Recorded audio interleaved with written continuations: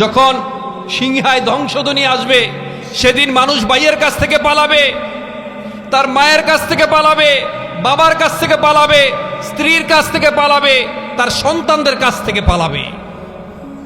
কেউ কাউকে গুরুত্ব দিবে না বাবাজিরা, কেউ কাউকে চিনবে না। কারোর জন্য এক কিয়ত পরিমাণ নেক কারোর জন্য আপনি দেবেন না, বিলিয়ে দেবেন না। কারণ আপনার হিসাবের জন্য 50,000 বছর আপনাকে অপেক্ষা করতে হবে।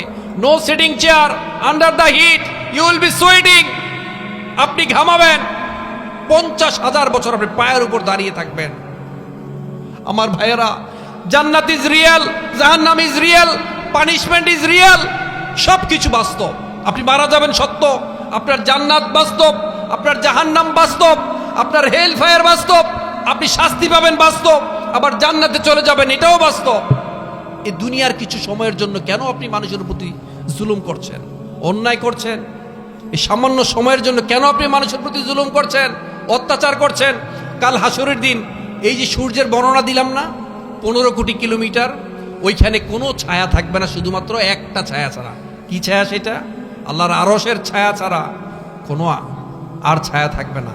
এর মধ্যে অন্যতম হচ্ছে, প্রথমেই যার নাম, সে হচ্ছে ন্যায়পরায়ণ বাদশাহ।